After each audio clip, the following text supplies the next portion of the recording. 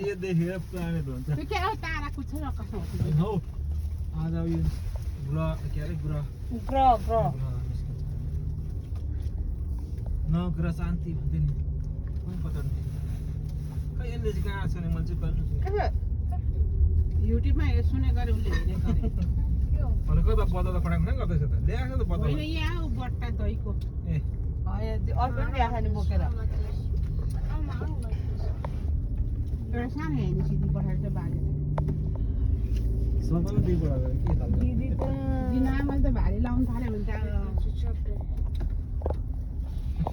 काटुको लैजा हुन्छ भएन त ल्याए नि एउटा आधी आधी इडली फुकेर मैले खाएँ होइन अघि एउटा बट्टा ल्याएको नि ओ भाइ हो भाइ म लिएर कत्रो पत्र फोनमा Oh my god. ठुलो रहेछ पुरा गुलियो रहेछ गुलियो खालको हो यो हेर भाइ अस्ति हामीले पनि खाएको थियो गुलियो खालको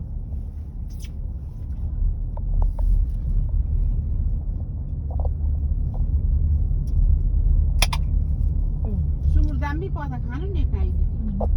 मजाले बाजी लेट भइसक्यो अनि सात बजिसक्यो राम्रो पारेर पकाएको जीवनले सारा मनले सुनेर पकाउँछ पान लिएर मैले दिनु त मलाई मलाई दिनु तर दिएन मलाई दिँदै तिमीलाई दियो मलाई त दियो खानु नि हो यो बन्द कति राम्रो नि मन तिमीले